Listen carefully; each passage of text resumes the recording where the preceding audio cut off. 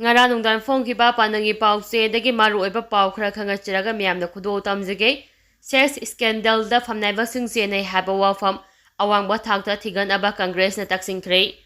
sex scandal da lamdam asigi minister sing MLA sing amadi bureaucrat officer sing chennei haiba wapham ama thoklakliba asigi matangda inquiry commission lingyuna awangba thakta thigatpinaba Congress na Manipur governor chief minister amasung Manipur Legislative Assembly gi speaker da Chiro Singh Pijuna Taksingkhre Manipur Pradesh Mahila Congress की President Manipur Pradesh Youth Congress की President Congress Seva Dal की President अमसुंग NSUI Manipur की President न पुनः sign तौदुना Governor Chief Minister अमदि Speaker द Memorandum अदु पिसिंखिबनी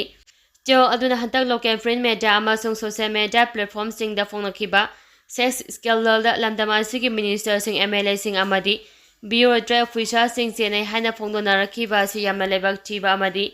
elected members sing amadi makok thongba bureaucrat officer singi lamcha sajak kamai leinabada issue asi hakchine lafam to e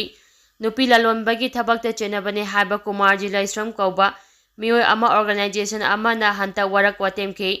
matam aduda kumar ji na phongdorakiba gi matung ina sex scandal da lamdama sigi minister ani MLA ama amadi Department amage director amasu chennei haina phongdokhi amaramda kumarjina phongdokhiba asigi matangda mathakta paliba minister sing MLA amadi director gi pakai degi haiba se scandal asida makoi chinade habigi matangda wapham amata ngasi phabo phongdokpa leitre karigumba phiba masida lamdama asigi miyamge interest da maru oina lamdama asigi nupi khunai gi khallaga haiba se scandal asigi matangda iste lengang na awangba thigatuna miyamgi chingnaba asi ko angadabani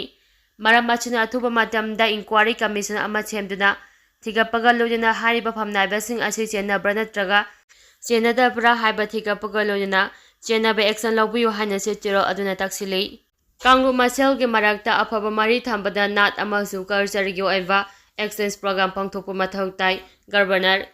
Kangru Masel Gemarakta Apaba Mari Tambada Nat Amasu Karjarigyo Eva, Exchange Program Pangtopu Mathautai Hana, Governor Anisha Iken Fundokre. Lamboy Kongnang Kongda Laiba Progressive Artist Laboratory Palgi ngasi pangthokiba sana phudongba tharamda athoiba mingthulen oina mahaki wafam asi phongdokhibani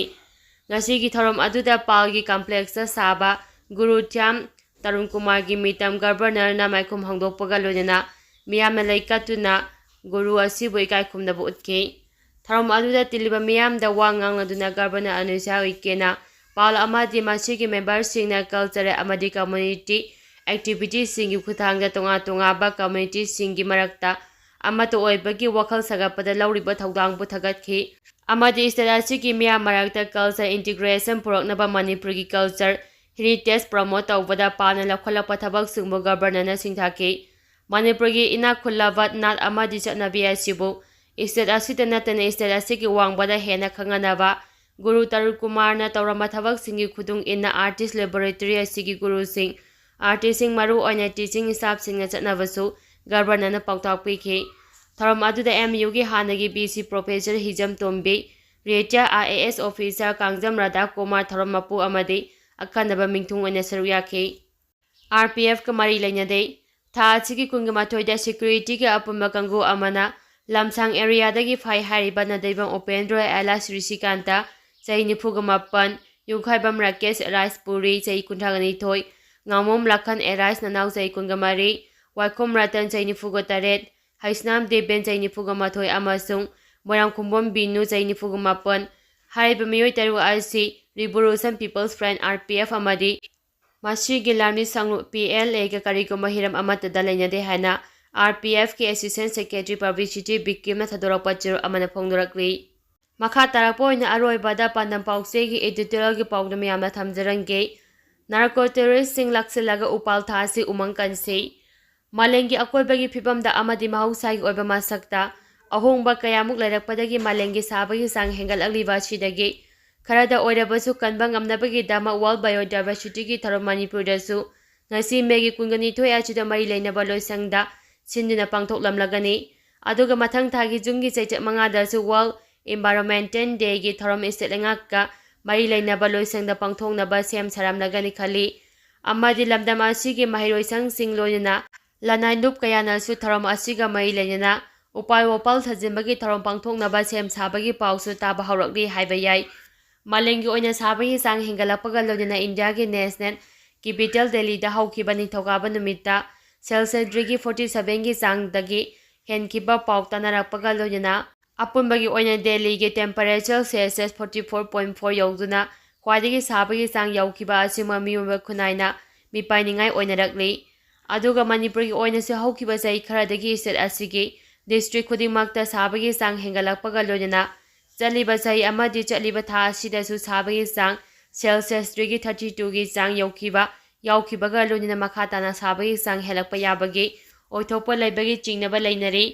ꯃꯔꯝꯗꯤ ꯍꯧꯈꯤꯕ ꯆꯍꯤ ꯈꯔꯗ ꯂꯝꯗꯝ ꯑꯁꯤꯗ Celsius degree 34ꯒꯤ ꯃꯊꯛꯇ ꯌꯧꯈꯤꯕ ꯂꯩꯈ꯭ꯔꯕꯅꯤ꯫ ꯑꯁꯤꯒꯨꯝꯕ ꯃꯥꯂꯦꯝꯒꯤ ꯑꯣꯏꯅ ꯁꯥꯕꯒꯤ ꯆꯥꯡ ꯍꯦꯟꯒꯠꯂꯛꯄ ꯑꯁꯤꯅ ꯃꯔꯝ ꯑꯣꯏꯔꯒ ꯂꯝꯗꯝ ꯑꯁꯤꯗꯁꯨ ꯁꯥꯕꯒꯤ ꯆꯥꯡ ꯍꯦꯟꯒꯠꯂꯛꯂꯤꯕ ꯃꯅꯤꯄꯨꯔ ꯑꯁꯤ ꯍꯧꯈꯤꯕ ꯆꯍꯤ 90ꯒꯤ ꯃꯃꯥꯡꯗ ꯑꯣꯏꯔꯝꯕ ꯂꯝꯗꯝ ꯑꯁꯤꯒꯤ ꯑꯏꯪ ꯑꯁꯥ ꯅꯣꯡ ꯅꯨꯡꯁꯤꯠꯀꯤ ꯐꯤꯚꯝꯗꯒꯤ ꯆꯥꯎꯅ ꯑꯍꯣꯡꯕ ꯂꯥꯛꯂꯤꯕ ꯑꯁꯤꯒꯤ ꯃꯅꯤꯄꯨꯔ ꯑꯁꯤ ꯃꯥꯂꯦꯝꯒꯤ ꯃꯐꯝ ꯈꯨꯗꯤꯡꯃꯛꯀꯤ ꯃꯤꯌꯥꯝꯅ ꯂꯝꯗꯝ ꯑꯁꯤ ꯌꯥꯝꯅꯁꯨ ꯁꯥꯗꯕ ꯌꯥꯝꯅꯁꯨ ꯏꯪꯗꯕ ꯏꯖꯠ ꯑꯃ ꯑꯣꯏꯗꯨꯅ ꯂꯩꯕꯅ ꯌꯥꯝꯅ ꯅꯨꯡꯉꯥꯏꯕ ꯂꯝꯗꯝꯅꯤ ꯍꯥꯏꯅ ꯈꯟꯅꯔꯕꯁꯨ ꯉꯁꯤꯒꯤ ꯂꯝꯗꯝ ꯑꯁꯤꯒꯤ ꯃꯤꯌꯥꯝꯅ ꯃꯍꯧꯁꯥ ꯂꯥꯏꯔꯦꯝꯕꯤꯗ ꯁꯤꯡꯅꯕꯒꯤ ꯆꯥꯡ ꯍꯟꯊꯗ꯭ꯔꯕꯗꯤ ꯇꯨꯡꯗ ꯍꯧꯔꯛꯂꯤꯕ ꯑꯃꯗꯤ ꯍꯧꯔꯛꯀꯗꯧꯔꯤꯕ ꯇꯨꯡꯒꯤ ミꯔꯣꯜꯒꯤ ꯃꯇꯝꯗꯗꯤ ꯂꯝꯗꯝ ꯑꯁꯤꯗ ꯍꯤꯡꯕꯗ ꯑꯋꯥꯕ ꯀꯌꯥ ꯃꯥꯌꯣꯛꯅꯒꯗ꯭ꯔꯥ ꯈꯜꯂꯤ꯫ ꯅꯥꯀꯜ ꯑꯃꯔꯣꯝꯗ ꯃꯅꯤꯄꯨꯔꯒꯤ ꯇꯝꯄꯥꯛꯀꯤ ꯂꯝꯗ ꯈꯛꯇ ꯎꯃꯪ ꯋꯥꯃꯪ ꯌꯣꯛꯈꯠꯂꯒ ꯆꯤꯡꯒꯤ ꯂꯝꯗꯅ ꯅꯣꯡꯃ ꯅꯣꯡꯃꯒꯤ ꯎꯃꯪ ꯋꯥꯃꯪ ꯀꯣꯛꯊꯣꯛꯂꯒ ꯄꯣꯄꯤ ꯊꯥꯕꯒꯤ ꯊꯕꯛ ꯇꯧꯔꯕꯗꯤ ꯂꯝꯗꯝ ꯑꯁꯤꯒꯤ ꯑꯏꯪ ꯑꯁꯥ ꯅꯣꯡ ꯅꯨꯡꯁꯤꯠꯇ ꯑꯆꯧꯕ ꯑꯀꯥꯏꯕ ꯊꯣꯛꯂꯛꯄꯒꯤ ꯆꯥꯡ ꯍꯦꯟꯒꯠꯅꯕꯒꯤ ꯃꯔꯝ ꯑꯣꯏꯒꯅꯤ ꯍꯥꯏꯕꯁꯤ ꯁ꯭ꯇꯦꯠ ꯑꯁꯤꯒꯤ ꯃꯤꯌꯥꯝꯅ ꯈꯪꯅꯔꯕꯁꯨ ꯋꯥꯈꯜ ꯇꯥꯗ꯭ꯔꯕ ꯁꯔꯥꯝꯆꯠ ꯉꯔꯝꯆꯠ ꯆꯠꯂꯕ ꯅꯥꯔꯀꯣ ꯇꯨꯔꯤꯁ ꯑꯣꯏꯔꯤꯕ ꯀꯨꯀꯤꯁꯤꯡ ꯑꯁꯤꯕꯨ ꯃꯄꯨꯡ ꯐꯥꯅ ꯏꯟꯗꯤꯌꯥ ꯂꯩꯉꯥꯛꯅ ꯂꯥꯛꯁꯤꯟꯗ꯭ꯔꯕꯗꯤ ꯃꯅꯤꯄꯨꯔꯒꯤ ꯂꯝꯗ ꯍꯧꯔꯤꯕ ꯎꯃꯪ ꯋꯥꯃꯪ ꯀꯣꯛꯄꯒꯤ ꯆꯥꯡ ꯅꯣꯡꯃ ꯅꯣꯡꯃꯒꯤ ꯍꯦꯟꯒꯠꯂꯛꯄꯅ ꯃꯔꯝ ꯑꯣꯏꯔꯒ ꯂꯝꯗꯝ ꯑꯁꯤꯒꯤ ꯏꯟꯚꯥꯏꯔꯣꯟꯃꯦꯟꯇꯦꯜ ꯁꯣꯛꯍꯜꯂꯛꯄꯒꯤ ꯆꯥꯡꯁꯨ ꯍꯦꯜꯂꯛꯄ ꯇꯥꯕꯅꯤ꯫ ꯃꯔꯝꯗꯤ ꯀꯨꯀꯤꯁꯤꯡꯅ ꯍꯧꯈꯤꯕ ꯆꯍꯤ ꯈꯔꯒꯤ ꯃꯃꯥꯡꯗꯒꯤ ꯁ꯭ꯇꯦꯠ ꯑꯁꯤꯒꯤ ꯆꯤꯡꯒꯤ ꯎꯃꯪ ꯋꯥꯃꯪ ꯀꯌꯥꯃꯨꯛ ꯀꯣꯛꯊꯣꯛꯈꯤꯕꯗꯒꯤ ꯂꯝꯗꯝ ꯑꯁꯤꯒꯤ ꯑꯏꯪ ꯑꯁꯥ ꯅꯣꯡ ꯅꯨꯡꯁꯤꯠꯇ ꯑꯀꯥꯏꯕ ꯀꯌꯥꯃꯨꯛ ꯂꯥꯛꯄꯅ ꯃꯔꯝ ꯑꯣꯏꯔꯒ ꯃꯅꯤꯄꯨꯔꯗ ꯑꯃꯨꯛꯇ ꯑꯣꯏꯈꯤꯗ꯭ꯔꯤꯕ ꯃꯑꯣꯡꯗ ꯍꯧꯈꯤꯕ ꯃꯦꯒꯤ ꯆꯩꯆꯠ 5ꯗ ꯂꯦꯟ ꯌꯥꯎꯕ ꯑꯀꯟꯕ ꯅꯣꯡꯂꯩ ꯅꯨꯡꯁꯤꯠꯅ ꯌꯨꯝ ꯀꯩ ꯎꯄꯥꯜ ꯍꯩ ꯂꯩ ꯑꯃꯗꯤ ꯑꯦꯟꯁꯥꯡ ꯅꯥꯄꯤꯁꯤꯡ ꯃꯥꯡ ꯇꯥꯛꯍꯟꯈꯤꯕ ꯂꯩꯈ꯭ꯔꯦ꯫ ꯃꯔꯝ ꯀꯌꯥꯁꯤꯡ ꯑꯁꯤ ꯂꯩꯕ ꯃꯔꯝꯅ ꯉꯁꯤꯒꯤ ꯃꯥꯂꯦꯝꯒꯤ ꯃꯤꯌꯥꯝꯅ ꯃꯍꯧꯁꯥꯒꯤ ꯑꯣꯏꯕ ꯃꯁꯛ ꯀꯥꯏꯍꯟꯗꯅ ꯊꯝꯅꯕ ꯋꯥꯔꯜꯗ ꯏꯟꯚꯥꯏꯔꯣꯟꯃꯦꯟꯇꯦꯜ ꯗꯦꯒꯤ ꯊꯧꯔꯝ ꯄꯥꯡꯊꯣꯛꯄꯒꯤ ꯁꯔꯨꯛ ꯑꯃ ꯑꯣꯏꯅ ꯁ꯭ꯇꯦꯠ ꯑꯁꯤꯗꯁꯨ ꯃꯔꯤ ꯂꯩꯅꯕ ꯂꯣꯏꯁꯪꯅ ꯄꯥꯡꯊꯣꯛꯄ ꯈꯛꯇ ꯅꯠꯇꯅ ꯂꯝꯗꯝ ꯑꯁꯤꯒꯤ ꯅꯍꯥꯔꯣꯜ ꯃꯍꯩꯔꯣꯏ ꯂꯅꯥꯏ ꯂꯨꯞꯁꯤꯡꯅꯁꯨ ꯄꯥꯡꯊꯣꯛꯅꯒꯗꯧꯔꯤꯕ ꯑꯁꯤꯗ ꯂꯝꯗꯝ ꯑꯁꯤꯒꯤ ꯑꯍꯥꯡꯕ ꯃꯐꯝ ꯑꯃꯗꯤ ꯆꯤꯡꯌꯥ ꯇꯝꯌꯥ ꯂꯣꯏꯅꯅ ꯇꯨꯔꯦꯜꯒ ꯍꯧꯔꯛꯐꯝ ꯃꯔꯨꯁꯤꯡꯗ ꯂꯩꯉꯥꯛ ꯑꯃꯗꯤ ꯃꯤꯌꯥꯝ ꯍꯨꯞꯅ ꯎꯄꯥꯜ ꯋꯥꯄꯥꯜ ꯀꯌꯥꯃꯨꯛ ꯊꯥꯖꯤꯟꯕꯒꯤ ꯊꯧꯔꯝ ꯄꯥꯡꯊꯣꯛꯄꯒꯤ ꯃꯊꯛꯇ ꯆꯍꯤ ꯑꯁꯤꯒꯤ ꯃꯅꯨꯡꯗ ꯎꯄꯥꯜ ꯋꯥꯄꯥꯜ ꯊꯥꯕꯗ ꯍꯧꯒꯟꯕ ꯊꯥꯁꯤꯡꯗ ꯇꯪꯀꯛ ꯅꯥꯏꯅ ꯊꯥꯕꯒ ꯂꯣꯏꯅꯅ ꯊꯥꯔꯤꯕ ꯎꯄꯥꯜ ꯋꯥꯄꯥꯜꯁꯤꯡ ꯑꯗꯨ ꯁꯤꯗꯅ ꯍꯧꯍꯟꯅꯕꯒꯤ ꯊꯧꯔꯥꯡ ꯀꯌꯥ ꯄꯥꯏꯈꯠꯁꯤ꯫ ꯃꯔꯝ ꯑꯗꯨꯅ ꯋꯥꯔꯜꯗ ꯏꯟꯚꯥꯏꯔꯣꯟꯃꯦꯟꯇꯦꯜ ꯗꯦꯒꯤ ꯊꯧꯔꯝ ꯖꯨꯟ 5ꯒꯤ ꯅꯨꯃꯤꯠ ꯈꯛꯇ ꯎꯄꯥꯜ ꯊꯥꯕꯒꯤ ꯃꯊꯛꯇ ꯃꯈꯥ ꯇꯥꯅ ꯑꯈꯟꯅꯕ ꯊꯧꯔꯥꯡ ꯑꯃꯒꯤ ꯃꯈꯥꯗ ꯃꯔꯨ ꯀꯣꯛꯂꯕ ꯃꯅꯤꯄꯨꯔꯒꯤ ꯆꯤꯡꯒꯤ ꯂꯝꯁꯤꯡꯗꯁꯨ ꯃꯄꯨꯡ ꯐꯥꯅ ꯎꯄꯥꯜ ꯋꯥꯄꯥꯜ ꯊꯥꯕꯒꯤ ꯊꯧꯔꯥꯡ ꯃꯅꯤꯄꯨꯔ ꯂꯩꯉꯥꯛꯅ ꯄꯥꯏꯈꯠꯈꯤꯕꯁꯤꯡ ꯊꯕꯛ ꯑꯣꯏꯅ ꯃꯈꯥ ꯇꯥꯅ ꯄꯥꯡꯊꯣꯛꯁꯤ꯫